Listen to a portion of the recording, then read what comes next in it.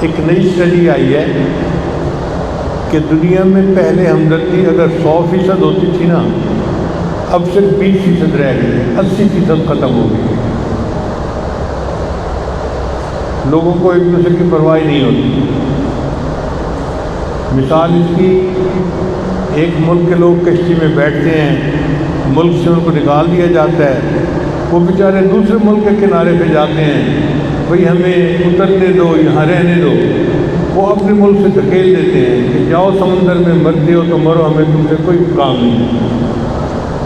یعنی جو 100% ہمدردی تھی، آج پوری دنیا میں وہ صرف 20% رہ گئی ہے۔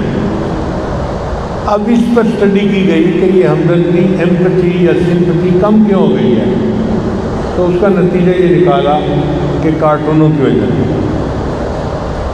عجیب سی بات ہے کہ کارٹونوں کی وجہ سے۔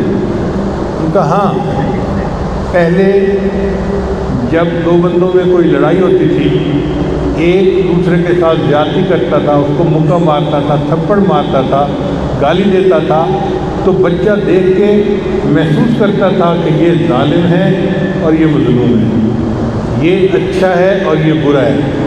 وہ اچھائی برائی کا فیصلہ کر لیتا تھا۔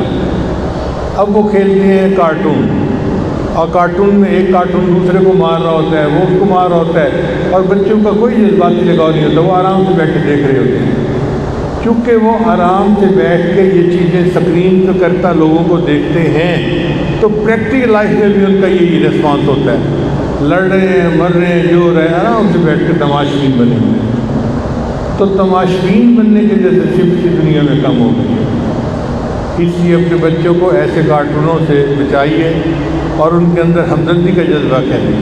شریعت نے کہا اس کا بہترین طریقہ یہ ہے کہ بچوں کے ہاتھوں سے دوسروں کو صدقہ دلوائیں۔ جیسے عید کا دن ہے، اب اس عید کے دن میں خوب غریبوں پہ خرچ کریں، مگر خود نہ دیں، بچے کو دے دیں اور اس کو کہیں کہ بیٹا اس کو آگے پکڑا دو، تاکہ بچے کو اللہ کے راستے میں خرچ کرنے کی ایک عادت پیدا ہو جائے، ان کے دل میں ہمدردی آئے، اس کو احساس کروائیں کہ بیٹو جس کے پاس کچھ نہیں اس کا بھی حق ہے۔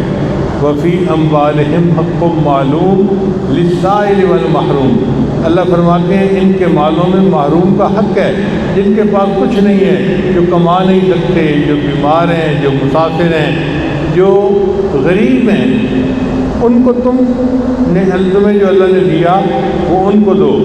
وَأَحْسِن كَمَا أَحْسَنَ اللَّهُ إِلَيْكَ، تم ایسے بھلا کرو لوگوں کے ساتھ جیسے اللہ نے تمہارے ساتھ بھلا کیا ہے۔ تمہیں بھی تو اللہ نے دیا ہے نا، اور ضرورت سے زیادہ دیا ہے، تو تم خرچ کرتے ہوئے گھبراتے کیوں ہو؟